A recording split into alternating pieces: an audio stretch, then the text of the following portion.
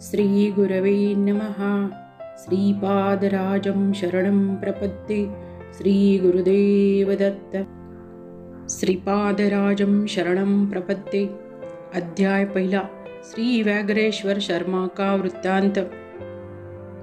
श्री महागणपति, श्री महासरस्वती, भगवान श्री कृष्ण तथा संपूर्ण चराचरवासी देवी देवता और समस्त गुरु परंपरा के चरणों में नतमस्तक होते हुए मैंने उस अनंत कोटि ब्रह्मांड नायक श्री दत्त प्रभु के कलयुग के अवतार श्री श्रीपाद श्री वल्लभ स्वामी की जीवन लीलाओं का विवेचन करने का संकल्प शंकर भट्ट ने किया है। शंकर भट्ट एक देशस्थ कर्नाटकी ब्राह्मण है जिनका जन्म भारद्वाज कुल में हुआ है। वे श्री कृष्ण दर्शन हेतु उडुपी क्षेत्र गए थे।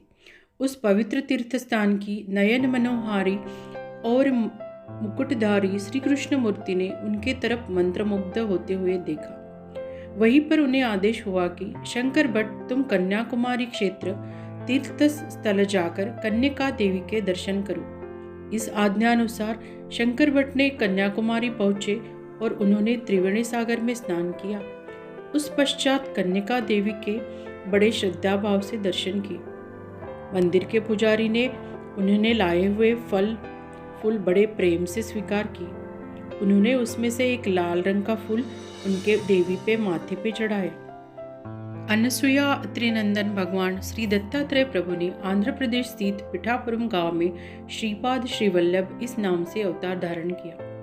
परम पूज्य श्रीपाद प्रभु के दिव्य चरित्र का यथा योग्य कथन करना अनेक प्रगाढ़ पंडितों के बस की बात नहीं थी। फिर भी शंकर भट्ट जैसे अज्ञानी भक्त यह प्रयत्न कर रहा था। वह अपने आप जैसे विद्वान श्रोतागणों के आशीर्वाद के फलस्वरूप ही है। माता की सुंदर छवि को वो बड़े श्रद्धा भाव से निहार रहे थे।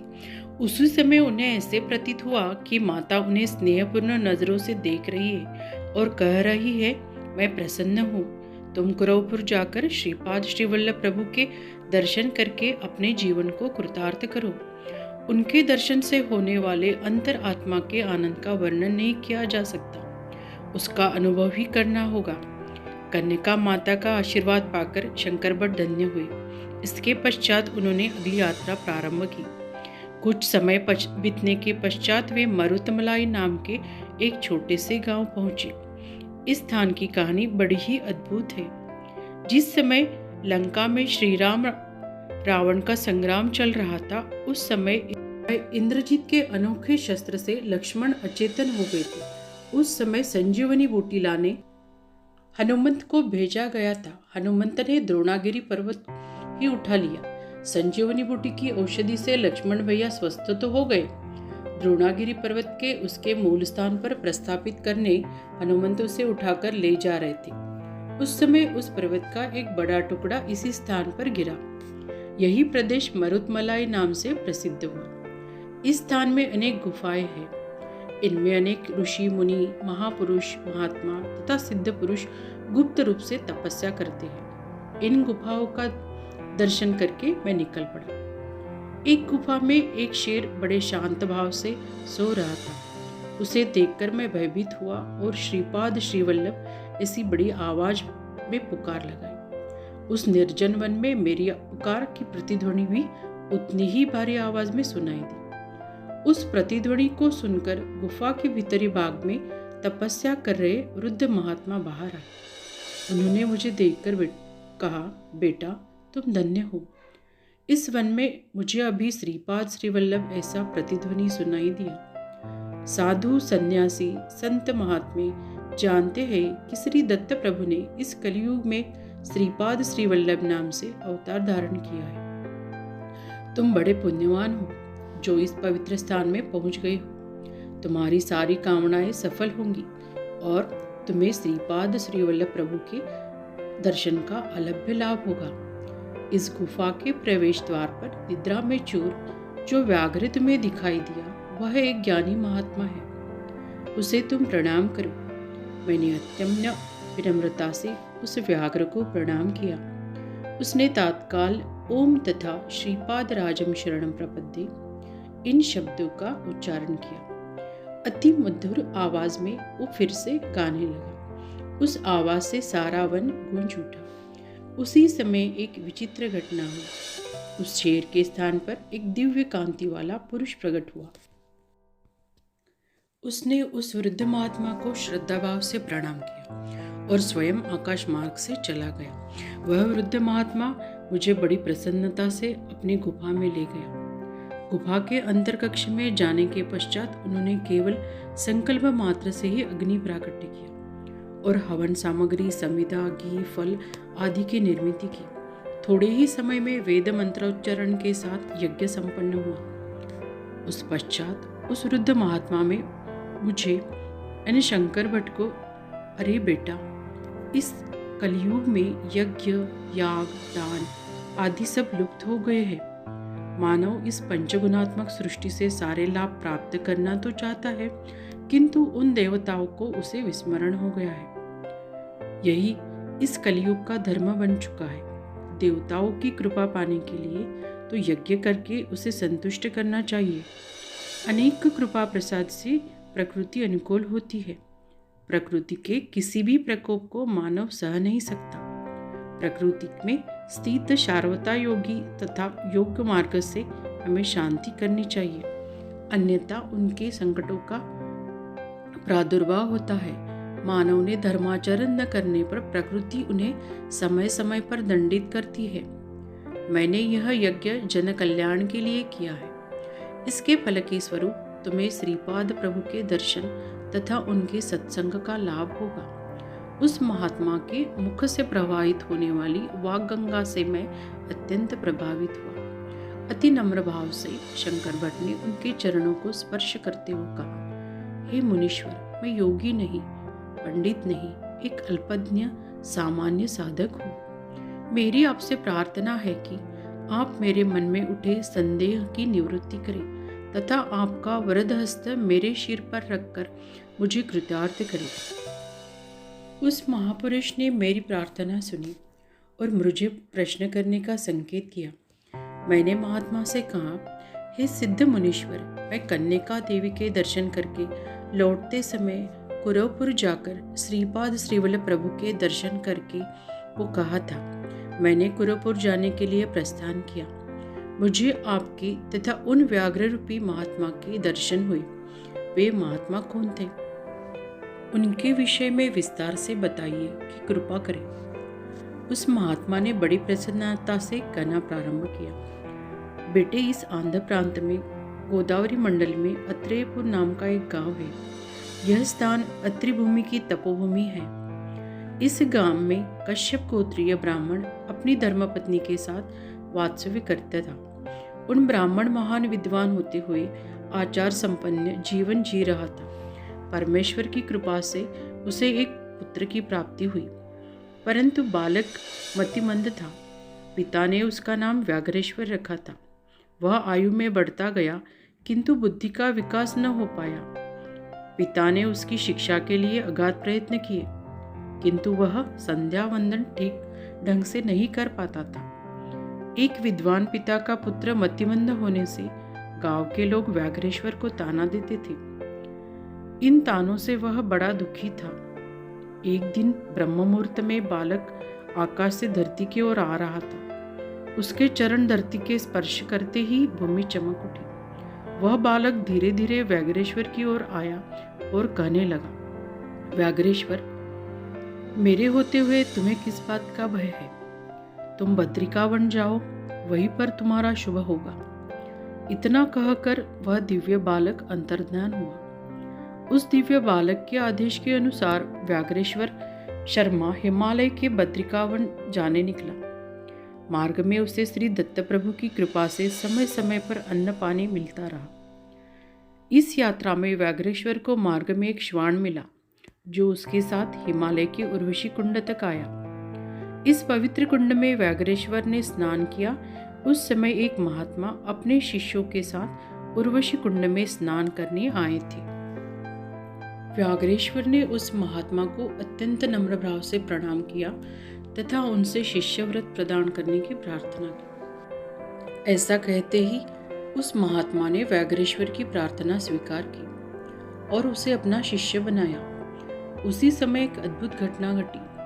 जो श्वान इतने लंबे रास्ते से व्याघ्रेश्वर का साथ दे रहा था, वह तत्काल अंतर्ध्यान हो गया। उस समय वे महात्मा बोले, अरे व्याघ्रेश्वर, तेरे साथ आया हुआ यह श्वान तेरे पूर्व जन्म का पुण्यकाल का द्योतक था। उसने तुझे हमें सौंप दिया और स्वयं अंतर्ध्यान हुआ।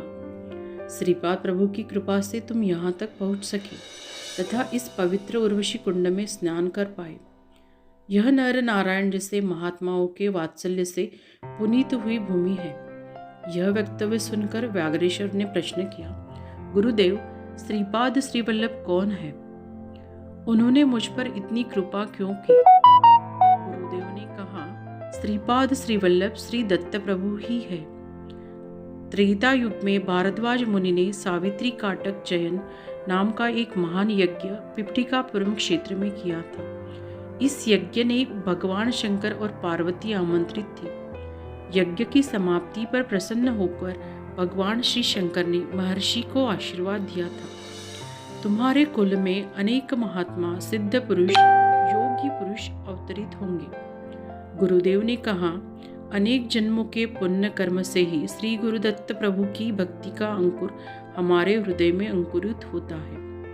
वह समय के साथ बढ़ने से हमें श्रीपाद प्रभु के दर्शन का लाभ होता है तथा उनके चरण स्पर्श संभाषण का सौभाग्य भी प्राप्त होता है। व्याघ्रेश्वर, तुम्हें श्रीपाद प्रभु की पूर्ण कृपा प्राप्त है। और महात्मा ने कहा, मैं मेरे पूज्य गुरुदेव के दर्शन करने जा रहा हूँ। 1 वर्ष के पश्चात मैं लौटकर इसी स्थान पर आऊँगा। तुम अपनी अपनी गुहा में आत्मज्ञान प्राप्ति के लिए तपस्या करते रहना। इतना कहकर गुरुदेव द्रोणागिरी पर्वत की ओर चल गए। व्याघ्रेश्वर गुरुदेव की आज्ञा के अनुसार व्याघ्र रूप में तप करने लगा, किंतु उसका सारा ज्ञान व्याघ्र रूप की ओर ही लगा रहता। इसके फलस्वरूप उसे मनोवांछित व्याघ्र रूप प्राप्त हुआ। 1 वर्ष की अवधि समाप्त होने पर गुरुदेव लौटकर आए। उन्होंने शिष्यों को 1 वर्ष में हुए प्रगति का आधार पूछा, किंतु उन्हें व्याघ्रेश्वर शर्मा कहीं दिखाई नहीं दी। उत्सुकतावश उन्होंने सारी गुफाएं देखी। एक गुफा के अंदर उन्हें एक व्याघ्र ध्यानस्थ अवस्था में बैठा हुआ दिखाई दिया। उन्हें बड़ा भारी आश्चर्य हुआ। उन्होंने अंतर्ध्यान से जान लिया कि वह व्याघ्र और कोई नहीं बल्कि उनका नया शिष्य व्याघ्रेश्वर शर्मा ही है। गुरुदेव ने उस व्याघ्र रूपी शिष्य को आशीर्वाद देते हुए ओमकार का मंत्र दिया। उसके साथ श्रीपाद राजम शरणम प्रपद्ये इस मंत्र का जाप करने के लिए कहा। कुछ समय बीतने पर उसके व्याघ्र रूप में ही श्रीपाद प्रभु के दर्शन करने कुरवपुर प्रयाण किया। यथा समय व्याघ्रेश्वर कुरवपुर ग्राम के निकट आ पहुंचा। बीच में कृष्णा नदी बह रही थी। नदी के इस पार बैठकर वह श्रीपाद राजम शरणम प्रपद्ये इस मंत्र का जाप करने लगा। श्रीपाद प्रभु उस समय अपने शिष्यों के साथ वार्तालाप कर रहे थे। वे अनायास ही उठ पड़े और कहने लगे, मेरा एक परम भक्त नदी के उस पार मुझे बुला रहा है। यह कहकर कृष्णा नदी के पानी पर पैर रखते चल के वो पार करे। प्रभु के पाद चिन्ह बड़े ही सुंदर लग रहे थे। पानी पर से चलते जाना उनकी एक सहज लीला थी। नदी के उस पार पहुंचने पर व्याघ्र रूपी व्याघ्रेश्वर ने श्रीपाद प्रभु के चरणों पर अपना मस्तक अति प्रेम से रखा। प्रभु ने बड़ी प्रसन्नता से उसे व्याघ्र की पीठ थपथपाई और उस पर बैठकर नदी पार कर कुरगड्डी आए। श्रीपाद प्रभु एक व्याघ्र की पीठ पर बैठकर आते हुए देखकर सारे शिष्यों को आश्चर्य का ठिकाना न था। सारे भक्तों ने प्रभु का जयघोष किया। श्रीपाद प्रभु उस व्याघ्र की पीठ से उतरते ही उस व्याघ्र के शरीर से एक दिव्य पुरुष बाहर आया। उसने अपना व्याघ्रजिन प्रभु को अर्पण किया। प्रभु ने बड़े प्रसन्नता से अपने आसन के लिए स्वीकार किया। व्याघ्रेश्वर शर्मा अत्यंत भक्तिभाव से प्रभु के चरणों में गिर पड़ा। उसके अश्रुओं से प्रभु के पांव भीग गए थे। उसके अष्टद भाव जागृत हो गए थे। प्रभु ने बड़े ही प्रेम भाव से उसे उठाया और कहा, अरे व्याघ्रेश्वर, तू पिछले जन्म में बलशाली पहलवान था और शेरों के साथ युद्ध करता था और उन्हें उनके साथ क्रूरता से व्यवहार भी करता था।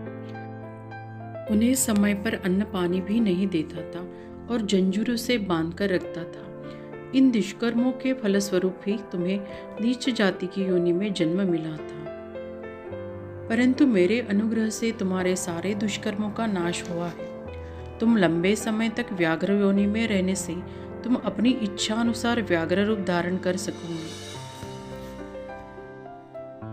हिमालय पर्वत पर कई वर्षों से तपस्या कर रहे अनेक महात्माओं के दर्शन का सौभाग्य तुम्हें प्राप्त होगा। उनके आशीर्वाद भी तुम्हें मिलेंगे। योग मार्ग में तुम अत्यंत प्रज्ञावंत होंगे। इस प्रकार आशीर्वाद पाकर व्याघ्रेश्वर कृतकृत्य हुआ। गुरुदेव ने आगे कहा, गुफा में तुमने शांत बैठा हुआ जो व्याघ्र देखा था वह एक महात्मा था। वह व्याघ्र रूप धारण करके तपस्या में मग्न अन्य महात्माओं के रक्षण करते हैं तथा इनका संदेश एक दूसरे को पहुंचाने का कार्य भी बड़ी लगन से किया करते। यह सारी श्रीपाद प्रभु की ही लीला है। फलश्रुति, इस अध्याय के पठन से घर में सुख शांति की प्राप्ति होगी। इति श्री श्रीपाद श्री वल्लभ चरित्रामृत प्रथम अध्याय समाप्त। श्रीपाद श्री वल्लभ की जय। श्री गुरुदेव दत्त। श्री गुरुदेव दत्त। श्री गुरुदेव दत्त। यह अध्याय संपूर्ण श्रीपाद श्री वल्लभ चरित्रामृत से लिया गया है। समय के अभाव में आप इसे संक्षिप्त श्रीपाद श्री वल्लभ चरित्रामृत में भी पढ़ सकते हैं। आप इसे जरूर पढ़िए।